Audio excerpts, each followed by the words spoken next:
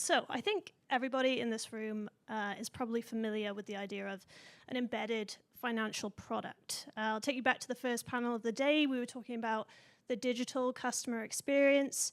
You know, when we talk about that, we often go, you know, the consumer purchasing the vehicle, then they look at the auto loan, maybe credit insurance on that loan, extended warranty. These are all embedded products, but it typically stops, or so far has kind of halted at the personal insurance side of things, and that is what we're going to talk about today. So, Steve, maybe by way of introduction, you could tell us where we're at in Canada in terms of embedded auto and how these partnerships work. Yeah, excellent. It's wonderful to be here. Yeah, as I was listening to all the presentations, we stopped that sort of digital embedded journey just short, right? We got definitely the loan. You guys are all keen on the loan. The creditor insurance on the loan is how we're all going to make it through this tough time. So we can definitely talk to you about cross-selling that and doing a great job.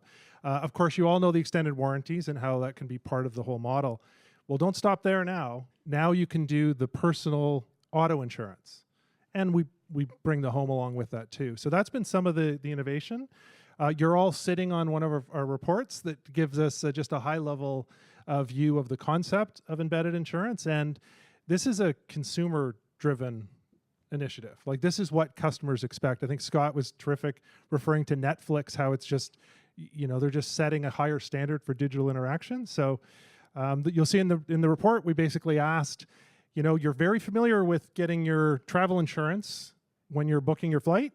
We asked them a simple question, which was, would you like to get your home and auto that way? And guess what? 2/3 said absolutely.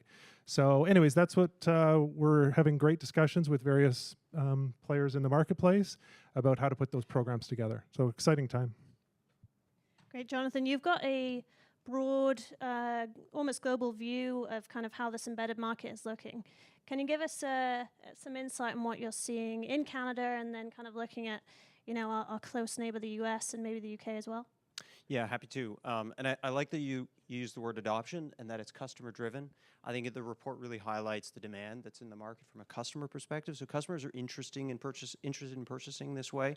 If you look globally and you sort of divide the world into developed countries versus less developed countries, actually less developed countries are using embedded insurance and embedded finance in general as a way to go to market quicker. And you see the adoption as higher. So then the question is, you know, why isn't the growth as, you know, as quick as we'd like to see it in Canada and the US? And I think that's, you know, to do with some of the legacy models and disrupting ourselves, and obviously cooperators is on the leading edge of willing to disrupt your own model, because you see that as sort of the distribution play of the future. In the US, oddly enough, just on a call with some colleagues in the US and talking to some of the big carriers there, you know, despite the fact that they have significant scale as compared with Canadian insurers, as well as from a manufacturer or OEM footprint, the business is very complex. So you think about automotive business, you think about all the different things that they have to do, and taking a page from the lending, it's done on a partnership basis. So figuring out where the partnerships land. And so the same kind of thing is happening in Canada as it is in the US at different scales. It's a little bit of a dance party. People are trying to figure out who their partner's going to be, who do they trust, who's aligned from a culture perspective, who has the right digital capabilities to embed the insurance experience, you know, into the digital experience that they have. And their digital experience is growing, as we all know. Yeah. So OEMs in the auto space are very used to kind of compartmentalizing, you're leveraging deep supply chains, broad distribution network. You know, if they're looking at embedded insurance as the next step, the next sort of partnership, what's in it for them? Kind of what is the value add of embedded insurance for OEMs? Steve? Yeah, I mean, you start with just, in many, many industries, if you can sell more products and services, you have a fuller relationship with the customer. This is just a perfect example of that. You know, we talk a lot about, you know, buying the car. Well, I mean, customers are really wanting to acquire a transportation solution. It goes along a lot more than just the sticker price of the car or the lending solution or the add-ons. It's this experience with your insurance, and including, like the last group talking about stolen cars. I mean, a big cost, if you're in Ontario or Quebec, a big cost of your insurance is how popular your car is with the bad guys. And that's directly related to your insurance. So this is where the OEMs can partner with insurance companies where we more understand what are all the efforts to make sure that these cars, because the OEMs are doing great work to try to stop theft there. Insurance companies have different programs to stop it. And then we look at just integrating the insurance offering right into the overall experience. And that's really, a lot of the auto manufacturers are looking for having a longer term relationship with the customers. And this is just one more aspect. And we're seeing this across all industries, and auto will be part of this as well. Jonathan, in the build up to this, you were talking about the power of branding and, working with another company that offers something that you don't. Talk to me about how, this improves customer stickiness, retention, customer lifetime value. Yeah, definitely. As a consultant, we work a lot with our clients on our big issues, and one of the big issues that continues to come around is about being a customer-centric organization. And so this is just one of those ways that you can extend the ability or the capability and leverage a product, a solution, and a service that isn't available in-house. It's difficult to stand up on your own, but can be delivered in a partnership. I think the branding part is interesting, and I think there's some specific questions in the survey about branding as well. And Canadians in particular are willing to go with the brands that they trust. I think from our lending partners in the room, there's a high degree of awareness of the power of Canadian brands in our culture. And so when you are able to attach a couple of strong brands together and associate them, there's certainly a lot of stickiness, a lot of trust, and the cross-selling is, it's almost believed as fact at this point. There's a strong correlation between the customer retention and profitability and the number of products or number of services that you offer. I can just add the idea of, are customers willing to extend the automotive brand into insurance? I can tell you I've been at this journey for many years, and there's actually a group, our captive advisor channel, that's meeting in another building here, a completely different channel. This is disrupting them, by the way. I'm not going to tell them I'm over here. We were skeptical, frankly. We didn't know whether customers would say, no, they won't buy insurance from an auto manufacturer. They're only going to buy an insurance from their trusted, advisor or broker. Of course, it's not up to us, it's up to the customer. So our little survey, which is a teaser of the types of research we do, 92% said they would consider insurance from a trusted brand, and they'd be open to that. So customers are driving this. We need to listen to them. Yeah, just to add to that, I mean, the examples you see in the U.S., so Tesla, GM, Ford, they've all been doing it for a number of years in their own different ways, and, their growth is going state by state. But actually GM and Ford are doing it through partnership, right? They see that this is not core to their capability, but it's something important that they want to be able to offer to customers, and they've been doing it for a number of years. So there's some lessons that you can sort of learn south of the border in terms of the rollout. Even though the regulatory regime is different, the product is slightly different, but ultimately I think it supports the thesis. I'm going to stay on branding for a second because obviously there are a lot of opportunities there partnering with a strong brand, but it also comes with brand risk, which is one of the key challenges of this. If you're kind of tying yourself in with one insurance company to offer this product. So talk to me a bit about that and how you would kind of mitigate that brand risk as in the automotive side. Yeah, I can jump in on that. It's funny, the very first conversations we have when we're talking to the OEMs is they ask, so how do you look after your customers? And so we start talking about how we look after the claims experience and the things that we do, because that's ultimately what insurance is. It's a promise to deliver. And we then make a commitment that we will look after your customers the same way that we've been looking after ours and give you full transparency in what we're looking after. Because when you think about insurance, it's that brand. If you have a poor experience with the actual claim experience, that's big risk. So you do have to get your head around, you're extending the brand into situations that might not be comfortable.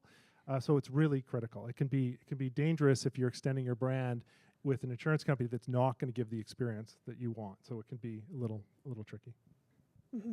Jonathan, another challenge you mentioned when we were chatting before this was about kind of the partnership, the insurer having to look at every risk that comes into a dealership or a car, going to buy a car. Insurers don't want to insure every risk. Kind of how do insurers kind of get around that challenge with embedded, and what other roadblocks might come up? Yeah, I mean, two parts to that. One, on the automotive product side, obviously in a regulated market, we have something called sort of the take all comers rule, or the interpretation or the understanding of that. So there is a regulatory forcing function that requires auto insurers in Ontario to be able to offer a quote. I think there has to be an understanding that the risk appetite and the underwriting appetite of the carrier that's partnering is also willing to price competitively and effectively for the entire book that they expect to see. I think also, though, it's thinking about what is that value proposition. I know, there's survey after survey on the insurance industry about how important price is to end consumers in the insurance space, and so that's always top of mind. But there's a lot of other sort of components to the decision that goes into it, and the experience that you recently had plays into it. So the moment of truth, if you had a claim in the last number of years, if that claim was associated with either a positive experience or a negative experience, and if that was with your current carrier or another carrier. So I would say all of those kind of play in, and I know, Steve, you want to jump in about co-ops, underwriting appetite, and their willingness to enter this market in a big way. Yeah, and this is where it's very different, especially Canada. So U.S. has some different regulation. But the way to think about it is lenders in the room, your insurance partner is basically going to guarantee will pre-approve every one of your customers. We have to quote every single customer that comes in. The regulator makes us. And it goes further than that.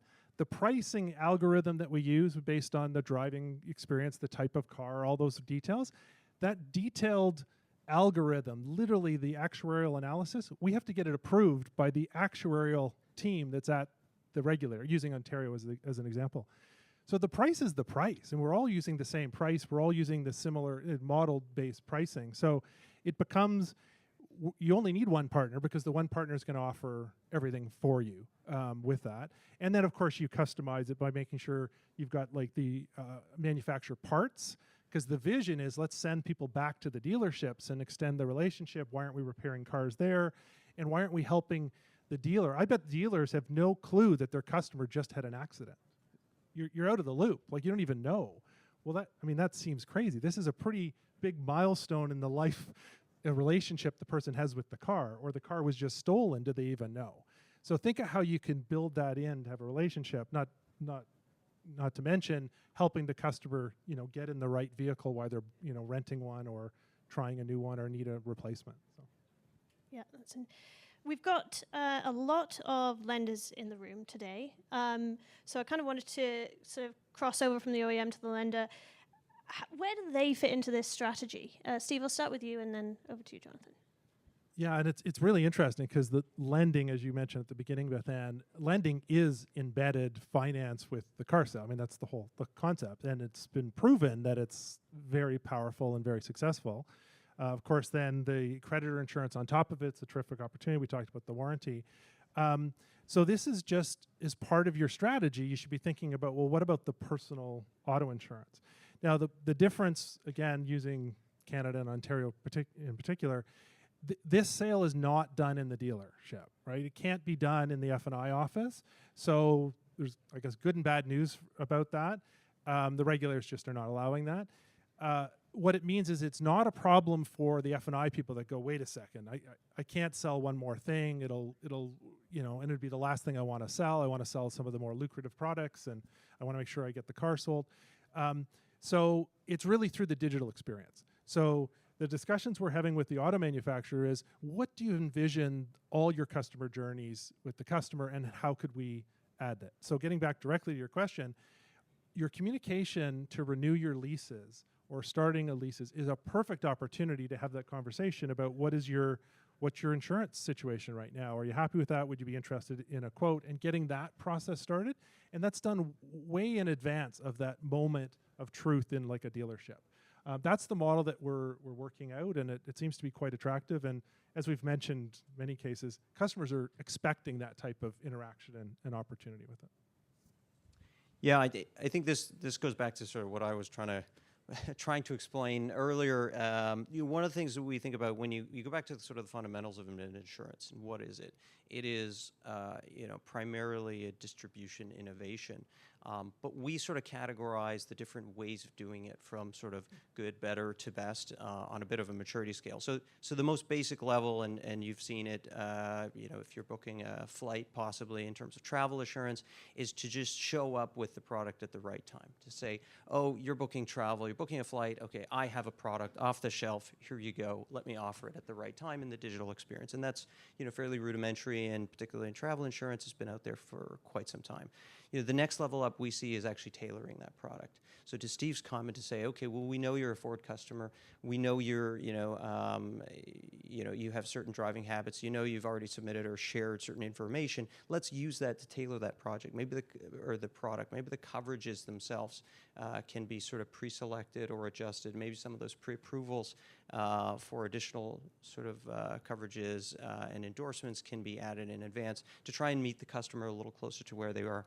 And then that sort of third horizon, or that third level of maturity, which I think ultimately is what we want to get to, is the experience. So not just tailor the product, but tailor the entire experience in an end-to-end fashion.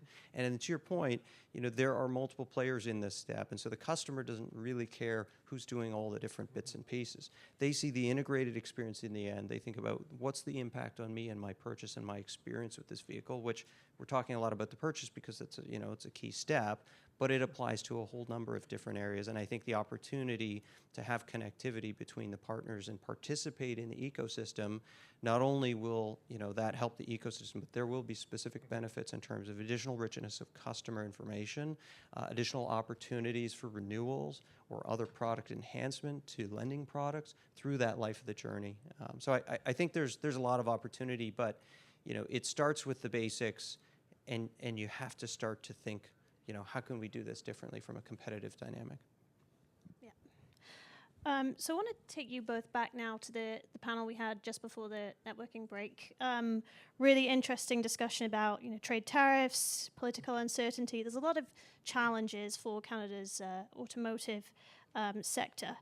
If I'm a lender or an OEM, I might be looking at the news, reading the news and going, if I don't sell as many cars, how am I going to add value? How am I going to keep my customers, connected to my brand? What can I do? Embedded insurance, that's an interesting prospect for me. Where do I start? Jonathan, I know you've got these three kind of phases of integration. I wonder if you could kind of talk us through that. Yeah, so maybe first off, I think it's a great place to look, because if you think about any challenge to an industry, you've got to figure out how to do more with less. How do you hit the same sales targets? You continue on your growth path, but maybe you're going to face headwinds in certain areas, either capacity in terms of costs, other things that are beyond your control. And so embedded is an opportunity to figure out how you can reduce the cost of acquisition, you can streamline and maybe improve your close ratio as you go through your sales funnel. But it requires certain capabilities. And I think there are a few different capabilities that are necessary to think about sort of in-house, and then others that you need to look to partners to see. So ultimately, if you boil it down, there's probably three categories. There's one around the vision of the business themselves and the outcome that they're looking for, and understanding that customer experience. So if you're more sophisticated, you're already thinking about these types of things, this is going to be germane to sort of how you run your business. If not, this is something that you have to think a little bit differently about, so that you can frame the entire experience and leverage the capabilities of the partnerships. The other thing is, from a technology perspective, it's more about the data than anything. I think in this space, the technology between dealer DMS systems and the technology that the insurer will bring is going to close the gap on tech, but it's the data, the availability of the data, bottoming out things like permissions when you start moving that data around and sharing it with partners for the purposes of commercial transactions. And then I would say, finally, it's the culture of innovation. And so how do you start with something? Because I think there's some great examples of what Steve and team can do very quickly, get out the gate, start trying it out. But then how do you innovate? How do you observe what's going on in your market with your product, with that specific experience, and then make tweaks and changes to it? And that's probably different than how you run maybe the rest of your business today. And I think that's part of the realization that this is something different. We have to deliberately intend to run this part of the business differently, but there are benefits to be had. Yeah. Steve, can you talk to us a bit about the partnership aspect of this? We've got these 3 phases, but how do you go about finding the right embedded insurance partner for your brand? Yeah, and that's the question. It's a partnership. It's not a program, right? You're not just searching for what's my program provider. It's really like, let's enter a relationship on how this is going to build over time. What you said really resonates about having to start and become familiar with it. We do work right up front to try to understand what's the vision, right? So like we'll do demos where we'll say, okay, you've got your app, your OEM app, and you're starting your car with it. You're doing all sorts of information about it. Your pink slip is right in here. You check, well, what's in my garage? What cars do I have for insurance? OEM branded, could be other branded cars. Like, we show what the experience would be, what the claims experience would be. Like, there's got to be a vision of like, are you up for this? Like, are you up for integrating it? Because we've all seen lots of programs in the past that says, oh no, we've got that. We just send a lead over to an insurance company, and what happens to the lead? Nothing. Like, those programs die. It's got to be integrated where the customer feels like, oh, I trust this brand, the OEM brand, and this is really convenient. I'm comfortable. So absolutely, you got to agree on the vision. And frankly, if you're not up for the vision, then we'll just say, like, it's not really worth our time. So there's a lot of sort of qualifying of what we think the vision would be. But then what we're finding is absolutely everyone needs to go at the right pace. Some of it's even getting all their colleagues comfortable within the OEM or within their group, just to try to figure out, well, can we start small? Let's just figure out how that would work. There's lots of concerns. Dealers sometimes go, well, wait a second, where's my cut? How do I get into this? And so there's management of the different stakeholders. But what you end up getting is you're getting more familiar with it. So we're learning more about the OEM and the auto industry. They're learning more about how insurance works and the differences. So part of that is just, it's not a rush to do this. This is part of a longer term program. And so all our relationships, we'd fully expect they go for a long, long time. So I think it's smart to just get started. And there's lots of insurers you can talk to about this. There's lots of opportunities to explore this. I would say it's important to have it in your plans. Be conscious about what your vision is of it, and it'd be pretty risky betting against it, saying it's not, maybe this isn't going to work, so I'm not going to try. You probably should have some sort of exposure to this and start to learn, so you're ready to follow what the customer's demanding. You just mentioned dealers. We haven't brought up dealerships today. Where do they fit into this kind of embedded life cycle?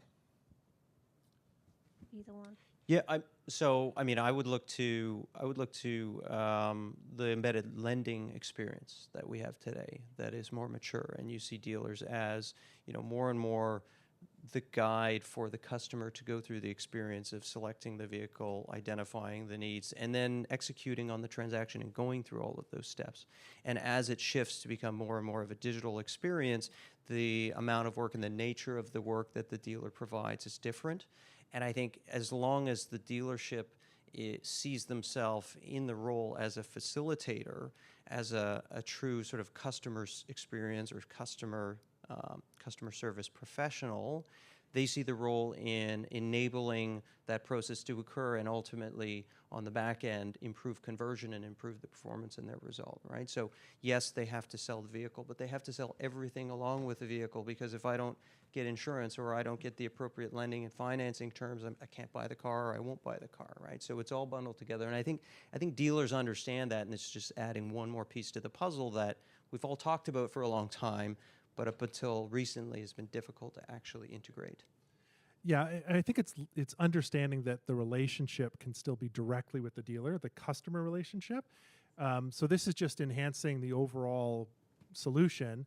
And again, we send people back to the dealership, right? Like, you're trying to keep that relationship. So even the ongoing relationship, it drives them back to the dealer for what dealers do great: selling cars, selling loans, the credit insurance, and the extended warranty. Like, that's the stuff that they can do, and they're busy with that, and they can make a lot of money for everyone for that.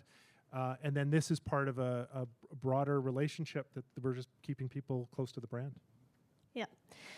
Going back to Jonathan's phases. I think it's kind of fair to summarize the industry is kind of in that first phase, the exploratory phase, forming partnerships, learning about this, figuring out where they want to go with their customer experience. If we look ahead to the automotive finance show of 2026, 2027, 2030, what are we going to be talking about in terms of embedded auto insurance? Steve, I'll start with you. Sure. If I get invited back again next year, I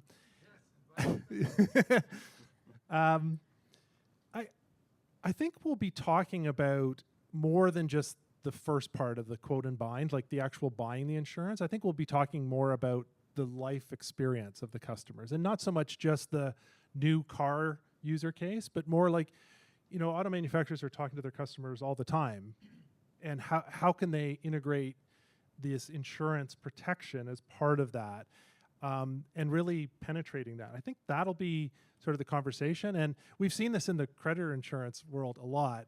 It is amazing how some relationships, some programs are doing amazingly well with penetration, and some aren't going anywhere. And the reality is, it's about 20 different levers you have to push to try to. So I think it'll be like, now that we've got it, how do I optimize it, and what's happening? And I think there'd be all sorts of chatter across people that are in it. What are you trying? How does that work? I think that's where we'll be.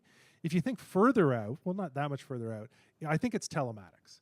So this whole idea of all this data coming off the car, we can use that. We've actually already built capabilities where we could use the data coming off those cars to actually create pricing that's better for how the behavior of the driver, how fast they're accelerating, braking, all that. We've got models to do that. We have to get the regulator sort of comfortable with exactly how that's going to work. But when the auto manufacturers are ready, I think that could be a home run of literally allowing people that drive less, drive safer, can actually be priced lower for the risk, which makes perfect sense. So I think that would be the next phase. There's lots of complexity and challenges with that. It's really up to the OEMs. But we're supporting them on exploring that journey and when's the right time to introduce those sorts of enhancements. Yeah, before you go ahead, Jonathan, the telematics and the kind of data collection side of it, how does that tie into the panel we just heard about fraud and kind of managing that risk? Yeah, so the data I'm talking about is an agreement the customer authorizes the manufacturer, who has the ability to collect data on these rolling computers, to send it to the insurance company so that we can then use the information to assess the risk. It can also be used in the case of a claim. Let's say there's been a crash. There's a use case that the customer goes, yes, thanks for checking. Yeah, I'm fine, I'm not hurt. Yes, I'd like my claim to be started, and yes, I'm okay if you send the data for the last 3 minutes of what happened, or all the sensors that went off on this car. Send it to my insurance company so I can start the claim and get it fixed right away. So you can see that sort of use. So it's more of it's more the manufacturer sending the information direct. Once you get into that, then it's like only the manufacturer knows the details about this car. So they really can provide the best data that the insurance company can provide. Then it's like a hand in a glove. Like it really reaches that higher level that I think in the future that's how people will get their insurance. They'll get their insurance from their auto manufacturer because they can get the exact pricing against their driving behaviors.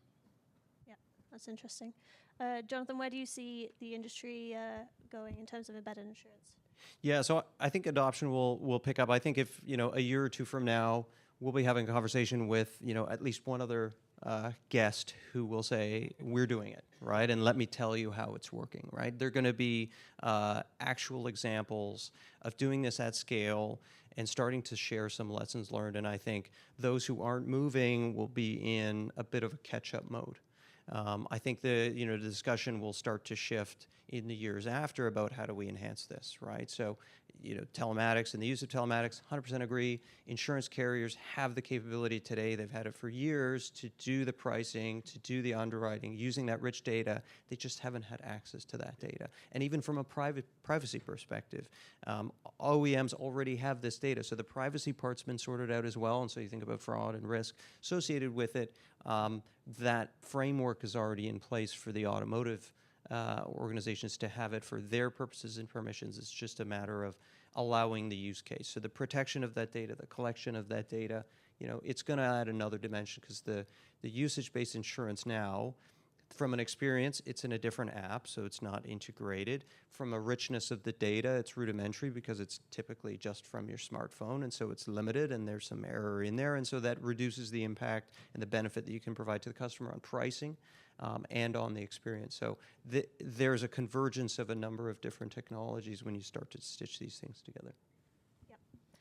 Excellent. Well, thank you. That's exactly our 30 minutes. So thank you both very much. You should all have a copy of the 2025 Embedded Insurance Report, so I'd encourage you to take that away and digest. There's lots of interesting things in there. And we're now breaking for lunch, I believe, and then reach out to Steve and Jonathan if you have any questions. Thanks, everyone. Thank you. Thank you. Thanks, everyone.